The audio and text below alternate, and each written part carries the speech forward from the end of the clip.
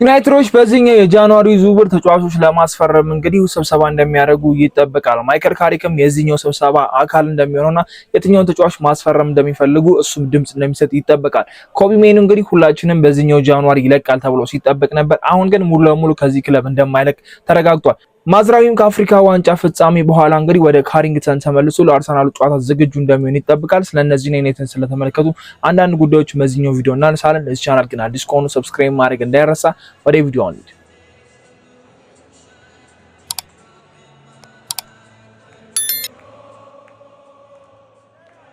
ዩናይትዶች እንግዲህ አሁን ላይ ተጫዋች ለማስፈረም ስብሰባ ላይ እንደሚቀመጡ እንግዲህ ፋብሪዞ አስታውቋልና አሁን ላይ በዚህ ሰዓት ላይ ምናልባት የመሃል ሜዳ ተጫዋች ነው የሚያስፈልገን ካለን አጫዋወት አንጻርና ካለን ስኳድ ፊት ለፊቱም ሆነ የኋላ የተከላካይ መስመራችን ጥሩ ይመስለኛል። ማቲያስ ዴሊት በባለፈው በሲቲው ጨዋታ ላይ በስታዲየም ውስጥ ታይቶ ነበርና እስካሁን ድረስ አላየነውም ነበረ።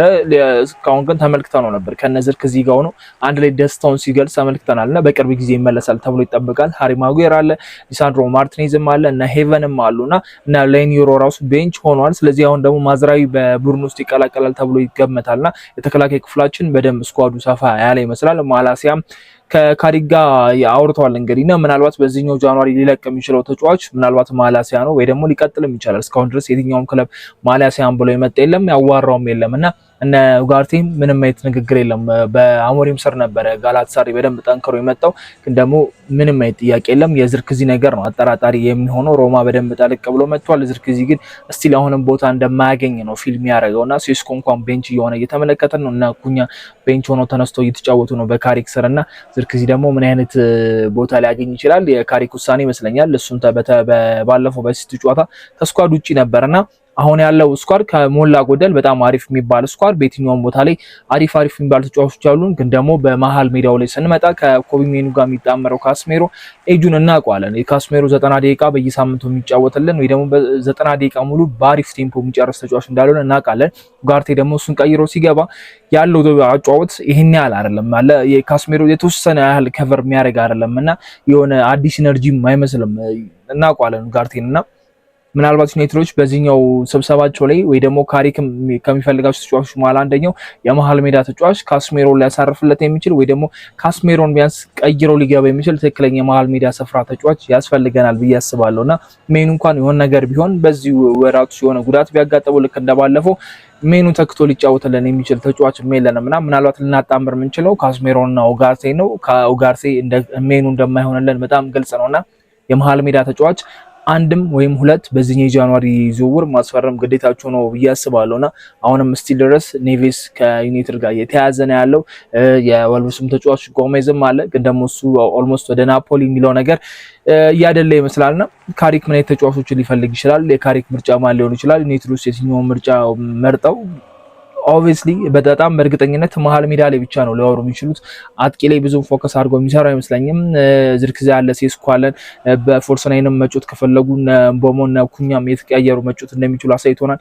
የክንፍ ተጫዋቾቻችን በጣም አሪፍ ነው። ዶርጉ በግራው በኩል እንዴት አሪፍ እንደሆነ እያየን ነውና የነ አማድና የነ ቦሞ ደግሞ የቀኙ ሳይድ ከቨር ስለሚያደርግ የመሃል ሜዳ ተጫዋች በጣም ግድ ነው።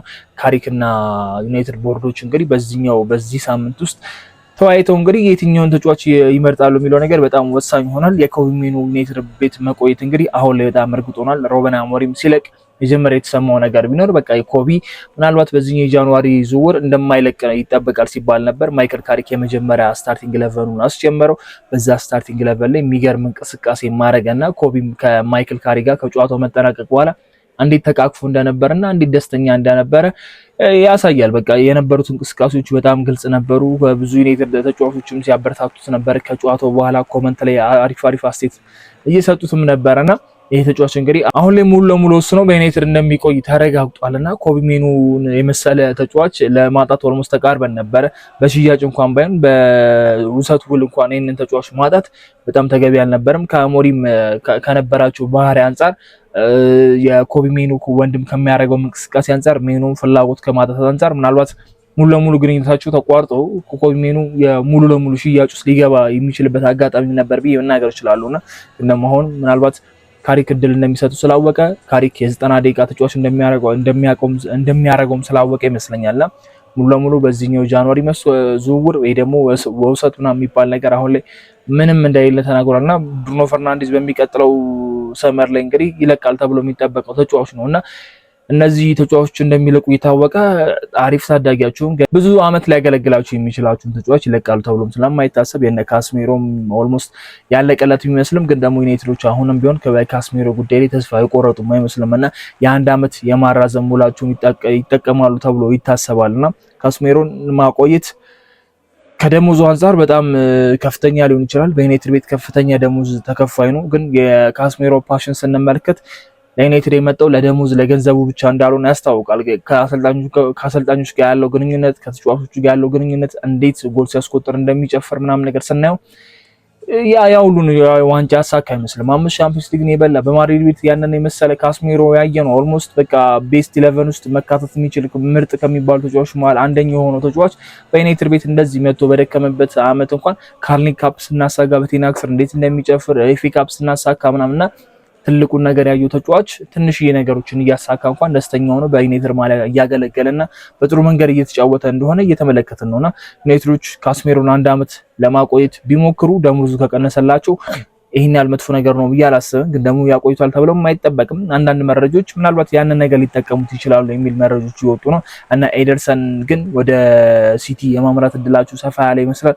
የባሊባ ጉዳይ እስካሁን ምንም ድረስ አልተነሳም። ምናልባት ቦርዱ ከካሪክ ጋር ሲወያዩ የባሊባን ጉዳይ ምናልባት ሊያነሱት ይችላሉ። መልሰው ወደ ብራይተን ይህንን ጥያቄ ለማንሳት እድል ይኖራቸዋል ብዬ አስባለሁና ባሊባን በዚህ ቲም ውስጥ በዚህ መንፈስ ውስጥ መጨመር ማለት ምን ያህል ጸዴ ኃይል እንደሚኖረን ማሰብ ነውና ካስሜሮ ማን ኦፍ ዘ ማች ነበር የሲቲ ጨዋታ ላይ። ከዛ አዲስ ኃይል ወጣት ተጫዋች ደግሞ ቢሆን ደግሞ አስቡት ምን ያህል ግልጋሎት ሊሰጠን እንደሚችል። የመሀል ሜዳ ተጫዋች ነው የምጠብቀው፣ ሌላ ምንም የምጠብቀው ተጫዋች የለም ብዬ አስባለሁ።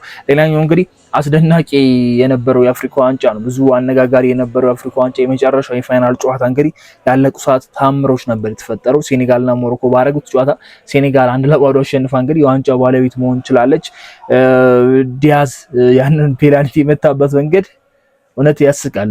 እንደዚህ አይነት ፔናልቲ በጣም ትልቅ ተጫዋች መሆን አለበት። በጣም ትልቅ ሪስክ ነው። እነ ብሩኖ ፈርናንዴዝ እንኳን እነ ፉላም ላይ ፔናልቲ ሲያባክኑ እና ቤፎርድ ላይ ፔናልቲ ሲያባክኑ የድንጋጤ ምት ነበር የመቱት። ብሩኖ ፈርናንዴዝ ሰሎ ፔናልቲ እንደሚመታ እያወቀን እንኳን ያ ባለቀ ሰዓት የተገኘ ዩናይትድ እየተመራ ስለሆነ ምናምን ነገር የመታው ምት ያስታውቅ ነበርና ዲያዝ ግን ፈታ ብሎ ነበር ያችን ቺፕ የመጣት። ሜንዲም እንደ ልቡ ነበር ቀለል ያርጎ ያዘው። ያው የክለባችን ተጫዋች ማዝራዊም እንግዲህ ዋንጫ ሳያሳካ እንዲመጣ ያረገበት አጋጣሚ ነው ብለን መናገር እንችላለን። ያቺ አጋጣሚ በቃ ጨዋታው እንደሚያልቅ በጣም ግልጽ ነበር። ጨዋታው ማልቆ ነበርና ጨዋታውን ያያችሁ ሰዎች በጣም ተአምር እንደነበር በጣም ግልጽ ነው። ምናልባት ሴኔጋል እውነት ተፈርዶላት ነው እንጂ ያ የመጀመሪያው ኳስ የተሻረባት ከዛ ፔናልቲ የተሰጠበት መንገድ ማኒንም አለማድነቅ አንችልም በዛ አፍሪካ ዋንጫ ላይና ማኒ ምን ያህል ፕሮፌሽናል የሆነ ትልቅ ተጫዋች እንደሆነ ተመልክተናል። ምን ያንን አርመ ባንድ ለሱ ነበር መስጠት የነበረባቸው። ትሩ ሊደር እንደሆነ ያሳየበትና ሌጀንድ እንደሆነ የሚያሳየበት አጋጣሚ ነውና ኦልሞስት የአፍሪካ ነገር ኳስ ሴቭ አድርጎታል ብዬ መናገር እችላለሁ። ያ ፋይናል ጨዋታ ላይ አንድ ክለብ ሙሉ አንድ ሀገር ሜዳ ጥሎ እስከመውጣት ድረስ መድረስ አሰልጣኙ ውጡ እያላቸው ምናምን ነገርና ሁሉም ተባብረው እየወጡ ግን አንድ ተጫዋች ብቻ ሜዳ ላይ ቀርቶ መልሶ አስመጥቷቸው እንዲጫወቱ ማድረግ ከዛ ለሀገሩ ተስፋ ሰጡ። ያ ፔናልቲ ሴቭ ተደርጎ ከዛ ጎል አስቆጥረው ምናምን ማሸነፍ ማኔና ለማድረግ አንችልምና ማዝራዊ ከዚህ ከሽንፈት በኋላ እንግዲህ ወደ ካሪንግተን ተመልሶ ለአርሰናሉ ጨዋታ ይደርሳል እየተባለ ነውና ምንም ጥያቄ የለውም። ከዳሎ ማዝራዊን መጠቀም በጣም የተሻለ ነው። ግን ደግሞ ያለው ታይም ትንሽ ጠበብ ስላለም የማዝራዊ ሙድ ምን አይነት ሊሆን ይችላል? የፋይናል ጨዋታ መሸነፍና ጥሎ ማለፍ መሸነፍ እኩል ስሜት አይኖረውምና ካሪክ ምናልባት በቋሚ ያስተላልፉ ላይ ያስገባው ይችላል። ቤንችም ላይ ላንመለከተው እንችላለን። አሁን ስኳዳችን በጣም እየሰፋ ስለሆነ ቤንች ላይ ያሉ ተጫዋቾች ራሱ ታዳጊዎች አሁን የሚወጡበት ታይም ይመስለኛል እና ሼልሲ እያደነቅናቸው ነበር አይደል? ቀይ ማየታቸውን ተከትሎ እንግዲህ ከስኳድ ውጪ ነበሩ። አሁን ደግሞ ስኳዳችን ከጉዳትም እየተመለሱ ስለሆነ እነዚህ ተጫዋቾች ወደታችኛው ቲም እንደሚወርዱ በጣም ይጠበቃልና አሁን ስኳዳችን በጣም አሪፍ ነው። ማዝራዊ ይመለሳል ተብሎ ትሬኒንግ ያደርጋል ተብሎ ይጠበቃልና የአርሰናሉ ጨዋታ በጣም ተጠባቂ ነው። ከሜኑ እንደሚቆይ ማረጋገጥ በጣም አሪፍ ነው። ማዝራዊ እንደሚመለስ አሁን ለካሪክ በጣም ምቹ የሚባል የስኳድ ነገር ነው ያለው። እንደ ልቡ መጫወት የሚችልበት ነገር ይፈጠራል። ምንም አይነት ውሳኔ መወሰን እንደሚችል አይተናል። ማንንም አስቀምጦ መጫወት እንደሚችል ስለተመለከተን በአርሰናሉ ጨዋታ ደግሞ ምን ሊያሳየን ይችላል የሚለው ነገር ተጠባቂ ነው። አዳዲስ ነገሮች ሲሰሙ ደግሞ ሼር ማድረጋችሁ ነው የሚሆነው። ቻናል አዲስ ከሆናችሁ ሰብስክራይብ ማድረግ እንዳይረሳ፣ የቴሌግራም ቻናላችንን ጆይን ማድረግም እንዳይረሳ። በሚቀጥለው ቪዲዮ እስከምንገናኝ ምቻችሁ ቻው።